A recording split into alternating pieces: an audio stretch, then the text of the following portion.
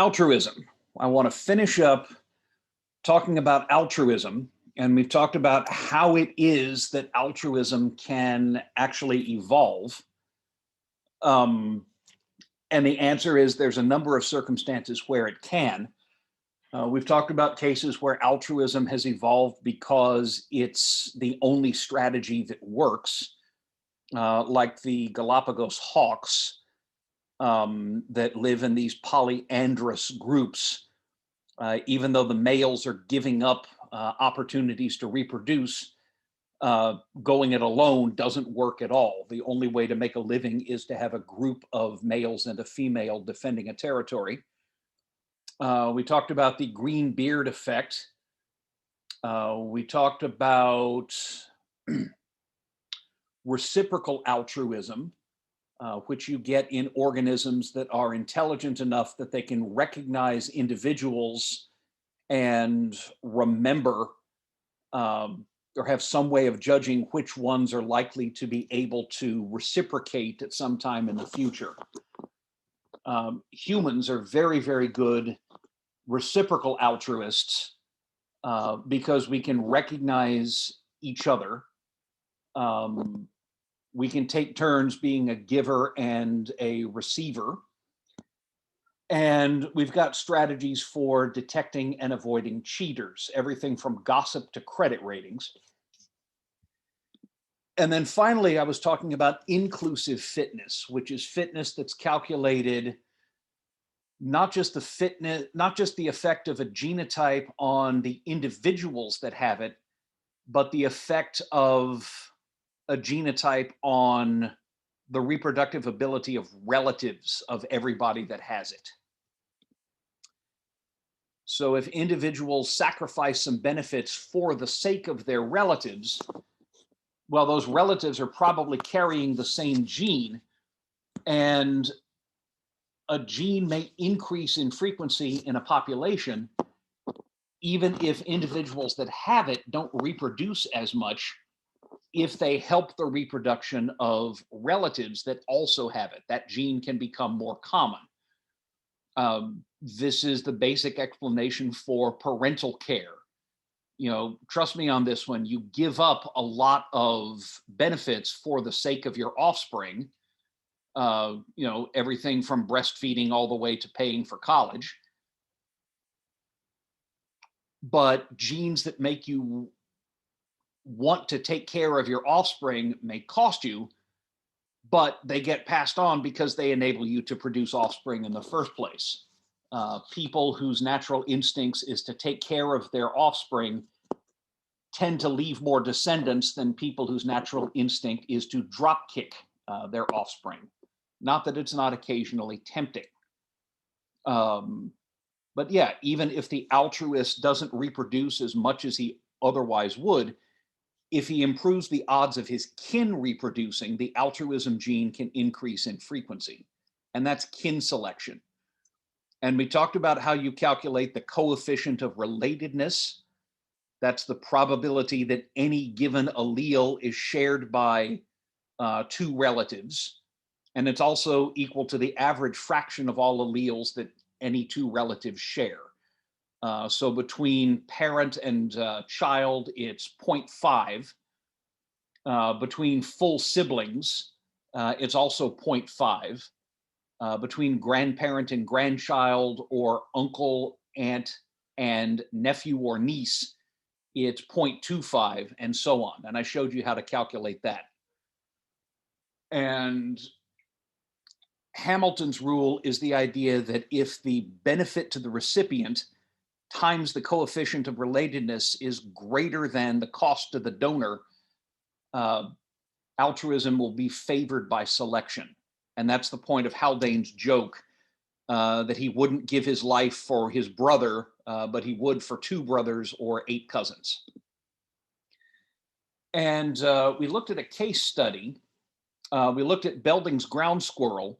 Here's another one that's been studied by J.T. Emlyn since the late 80s. This is a rather attractive African bird called the white-fronted bee eater. So called because, in point of fact, they do eat bees. And here is Bee Eater Central. There's a bunch of them roosting in those branches. But if you look in the background, you can see this is a riverbank. This wall of what looks like mud is indeed a wall of mud. It's the bank of a river. And each of those holes is a bee eater home. And the problem with muddy riverbanks is you don't have huge amounts of real estate.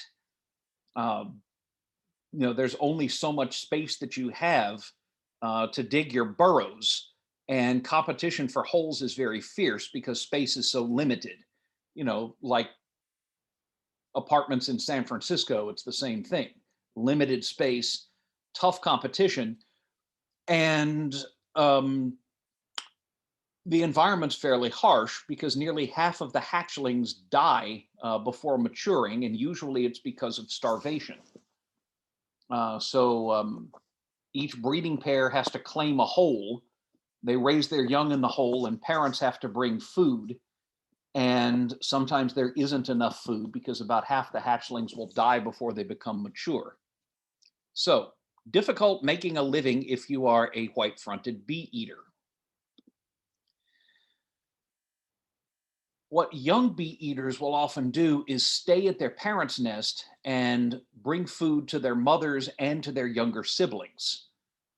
In fact, parents have been known to try to harass their older offspring um, and get them to give up trying to mate themselves.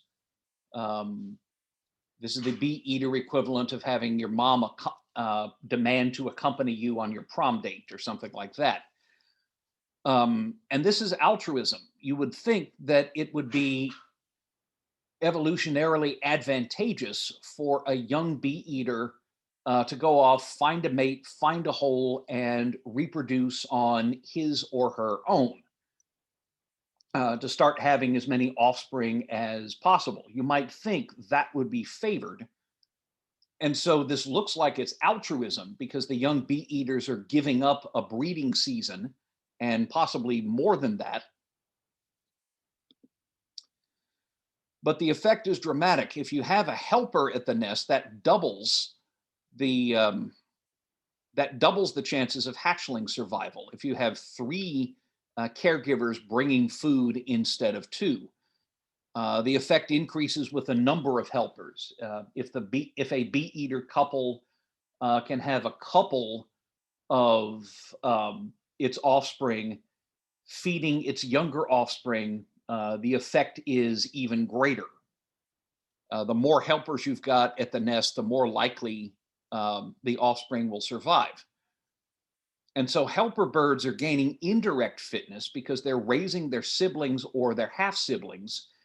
And it works out that helper birds end up passing on their genes just a bit more often than they would if they were attempting to breed themselves. Leaving your parents' home and raising your own kids is a risky proposition because there's so little space. It's very hard to find proper nesting space, and it's very hard to get enough food to feed your offspring. But if you can take a couple of years and help your parents raise your siblings, you actually pass on more of your genes than you would if you didn't, if you're a bee eater. Okay, so that is inclusive fitness. And be it said that helper bee eaters do eventually strike out and try to find a nest and raise their own offspring.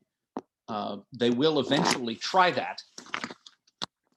It's just that it's a difficult strategy that doesn't always work. And you might not see this kind of altruism if the bee eaters had more space. There wouldn't be nearly as much competition. But since there is competition fierce for space and for food, this strategy works just fine. Probably the craziest case of inclusive fitness I ever did see is here's Copidosoma floridanum. This is a wasp, not the kind that stings anybody. Most of these are extremely small. And it's an example of a parasitoid. These are wasps that lay their eggs inside the eggs or inside the larvae of other insects. I guess now's about the time of year. I remember seeing these in our garden when I was a kid. Our tomatoes would get attacked by tomato hornworm caterpillars, which are very hard to spot. They're exactly the same green color as the tomato plants that they live on, and they can, strip the leaves off very quickly. But I can remember seeing one of these on one of my mom's tomato plants that was covered in what looked like Q-tip heads sticking out. And in fact, it was a tomato hornworm caterpillar that had been hit by a parasitoid, a tiny wasp that had laid eggs inside the caterpillar. And as the caterpillar had crawled around eating the tomatoes, the wasp larvae had crawled around eating the caterpillar from the inside out.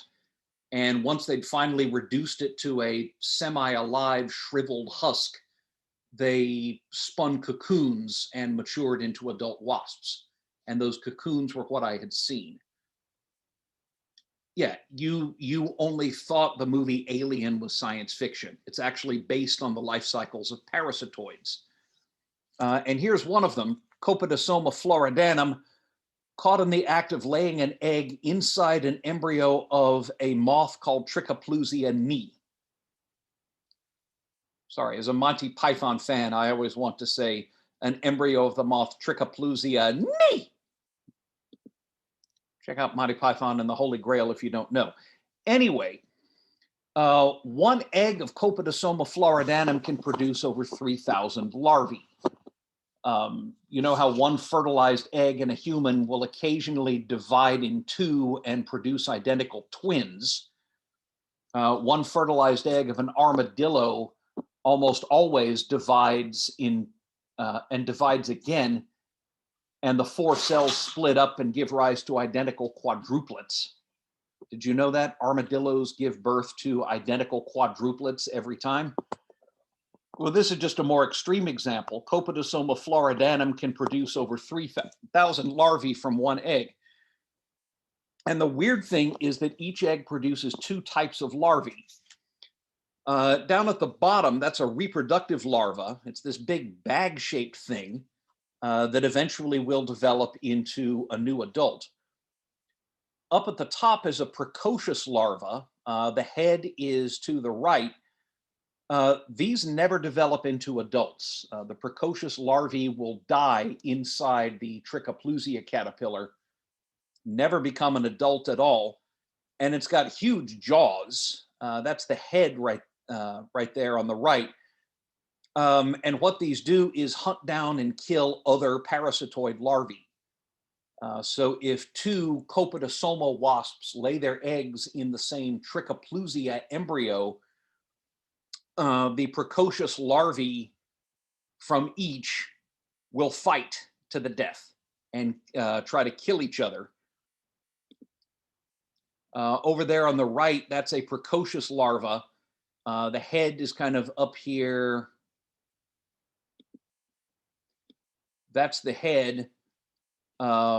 These big rounded things that you see right there, those are reproductive larvae that are not related to the precocious larvae. So that's one, this one you can see has just been completely torn open. And these have been stained with a fluorescent stain. So you can see the gut right here of this precocious larva is lit up because it's stuffed full of stained tissue from the reproductive larva that it's been eating. So that's pretty altruistic. These precocious larvae never get to reproduce themselves. They'll die where they were born and spend their lives defending the reproductive larvae against reproductive larvae from other mothers. This works because the coefficient of relatedness here is 1 because all of these larvae are clones. That's a pretty extreme example of phenotypic plasticity, right? You wouldn't immediately think that a critter that looks like the thing on the top and the critter that looks like the thing on the bottom would belong to the same species, but they don't just belong to the same species. They belong to the same, they came from the same egg. They're clones of each other. They've just adopted very different phenotypes. And this is an amazing case of phenotypic plasticity. Right. And it works because the coefficient of relatedness is 1.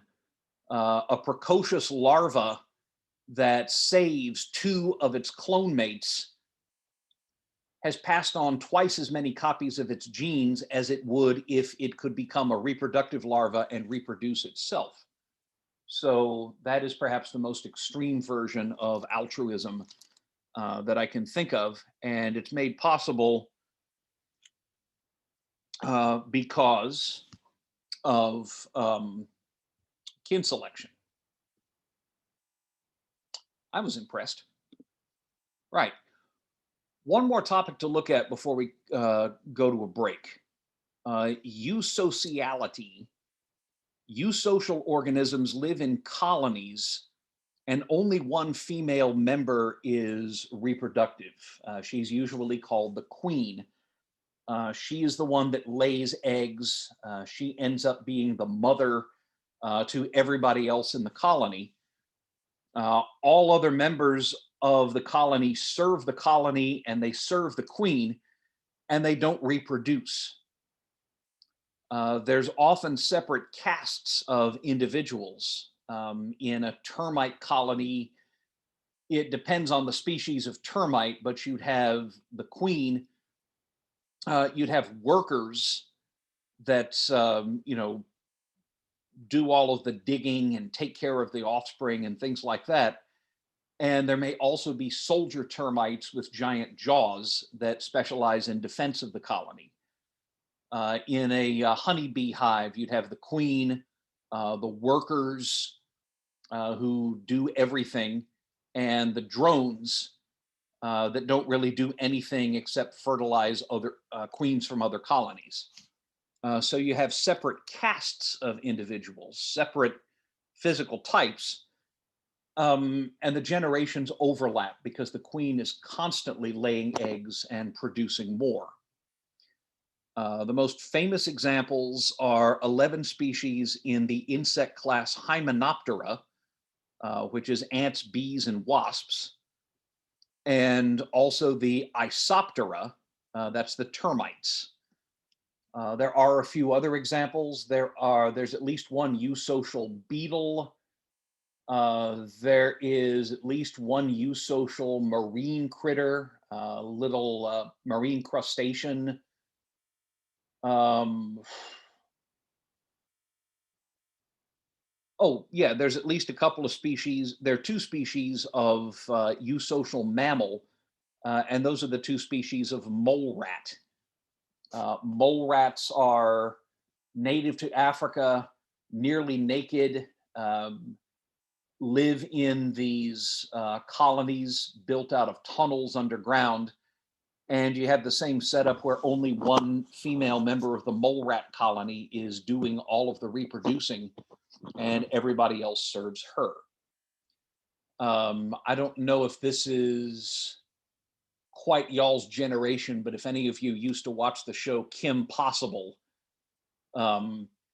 she had a pet naked mole rat, as I recall, which is weird because I don't think a single naked mole rat taken out of a colony would actually survive very well. Anyway, how do we explain this? How do you explain a society in which almost none of its members ever get to breed at all, but spend their entire lives serving the colony? Well, Hymenopteran insects have a method of sex determination that's unique. It's haplodiploidy. Diploids have 2 of each chromosome. They come from fertilized eggs and they're female. Haploids that come from unfertilized eggs, they're male. And this is what they look like. I actually used to keep bees, so I've seen this before. On the right, that's a female worker, this one. And on the left, you can always tell the males because they've got these enormous googly eyes. You see how the eyes are maybe twice as big and they actually touch in the middle of the head. That's a male bee. That's a drone. And the job of the worker is to do everything from tending the larval bees to going out and collecting nectar and pollen and building new comb and repairing old comb. And when they're too worn out to do anything else, they'll just sit in the entrance to the colony and flap their wings to fan everybody. Worker bees end their lives as basically living air conditioning units. Okay, and there's a queen. You can see she's bigger. Queens don't normally have pink spots on their backs. That's added by the beekeeper to enable the beekeeper to find the queen. And you'll notice that all of the workers' heads are facing right at that queen. That's because she is cranking out a chemical called Nasanov pheromone. And the worker bees just love to smell that stuff. They will focus right in on it and surround anything that's secreting Nasanov pheromone, and they'll do anything for that Nasanov pheromone. So the queen's in the middle with the pink spot added. Surrounding her are worker bees, and they're all full sisters. In fact, here's a quirk because of haplodiploidy. Because all of these worker bees came from supposedly the same male and female, but because the male parent is haploid and he contributes all of his DNA to his offspring, not just half of it, the upshot is that worker bees share more genes with each other than they would with their own offspring. Their own coefficient of relatedness is 0.75. So honeybee workers are more closely related to their own sisters than they would be to their own offspring. So here's the thing, when the queen begins to fail in a colony, when she's no longer able to crank out all of that sweet, sweet Nasanov pheromone, the workers will take one of their sisters, actually they'll take several, and make her the next queen. What you're looking at here is these things that look a little bit like wads of gum or maybe peanuts, there and there and there and there. I guess there's about 6 of them. Those are queen cells. They're special wax cells that the workers have built, and they will take some of their sisters, which are still larvae at this stage, put them in the queen cells, feed them on a very nutritious dish that they produce called royal jelly. And the first queen to emerge will be the new queen, and she'll go around and stab all of the other queen cells with her stinger, because you're only supposed to have one queen in a hive. Actually, in big colonies, you might have more than one, but let that pass. So the new queen will be a full sister to all of these workers. And so the idea is that worker bees pass on more of their genes by raising their sisters to be the next queen than they would by reproducing on their own. So the idea here is that eusociality is favored by selection here. Colonies that don't practice this eusociality don't survive as well as colonies that do. That's the idea.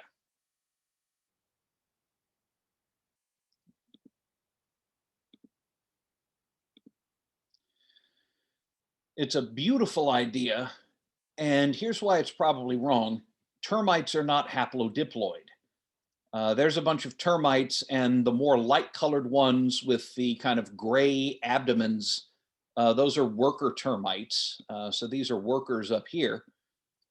And then the brown ones with the great big jaws, like this one and that one, those are soldier termites. And they are eusocial. The problem is that they aren't haplodiploid. Haplodiploidy works for honeybees because they've got that unusual means of sex determination. Termites don't do that. Mole rats don't do that. Certain gall aphids, I don't know about our sumac gall aphids, but other species are eusocial and they don't do that. Neither are Australian eucalyptus weevils or snapping shrimp in the genus Synalpheus.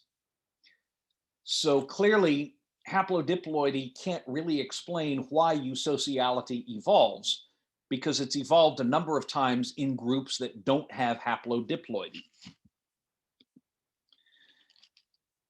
And in fact, the vast majority, there must be, I'm not even sure, maybe 100,000 or more species of hymenopterans. And as far as I know, they all have haplodiploid sex determination, but only about 11 of them are eusocial. So the vast majority of the time, haplodiploidy has not led to eusociality. And adding to this is the wrinkle that queen bees don't necessarily mate with one male.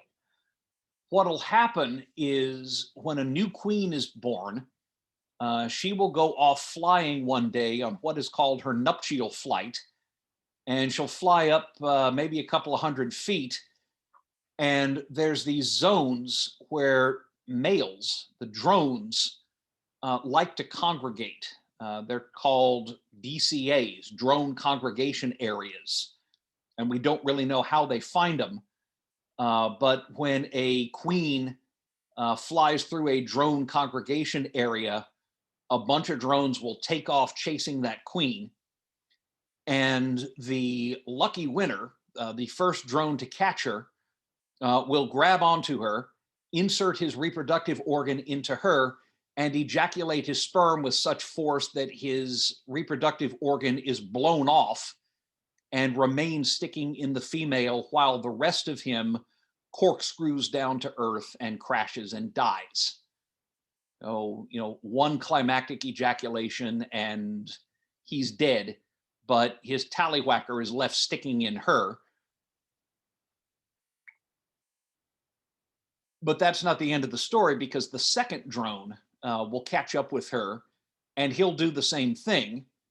He will introduce his reproductive organ into her passage and it explodes, killing him. And I think I've heard of at least one queen who came back to the hive with something like 20 severed, exploded drone dongs sticking in her. They call that mating sign, by the way. The queen will actually retain all of those sperm in her body for possibly up to 2 years.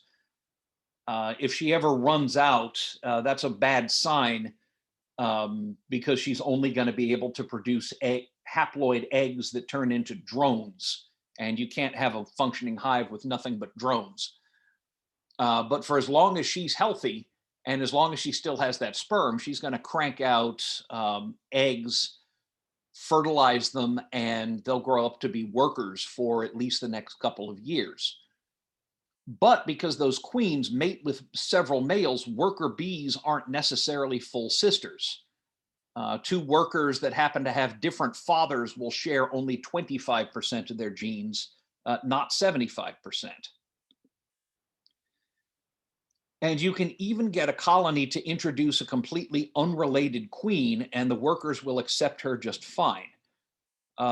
You can actually buy queens, and they come shipped to you in packages like this.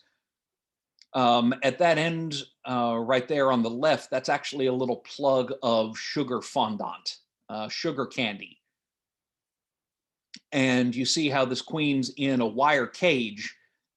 If you put this in a hive, the workers are all going to come around, and at first they'll react with hostility, but the queen will be protected by the cage, and the queen will just start cranking out that sweet, sweet Nasanov pheromone. And after a couple of days, the workers are all, oh, wow, dude. They'll be fine with the new queen, and they will eat that candy to release their new queen. So workers can accept a queen that's not related to them at all, Workers will sometimes stray into colonies where they're not related to any bee and they do fine. It's not that uncommon for beekeepers to try to help a weak colony by shaking in some worker bees from a stronger colony and giving that weak colony extra bee power.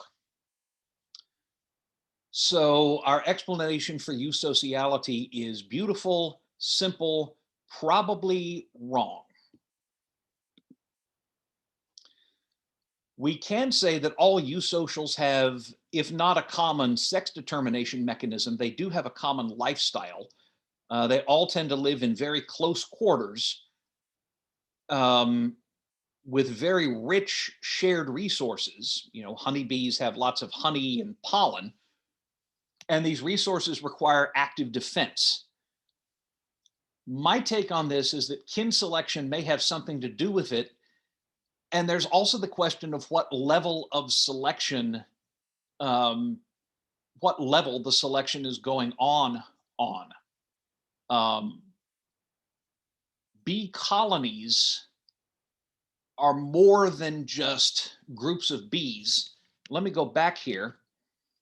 When a colony makes a new hive, the old queen will take about half the workers and fly away from the old colony and create a new colony. And every so often you'll see these bee swarms. Around here, it's usually towards the end of April, hanging on, a tree in your yard or something like that. At the center of this glob of bees is the queen, and the workers are taking care of her while flying out and coming back to try to find new nesting sites. And if they find one, they'll all fly off into this nesting site and form a new colony, possibly in a beekeeper's beehive, possibly in your attic, possibly under the hood of a junked car you've got.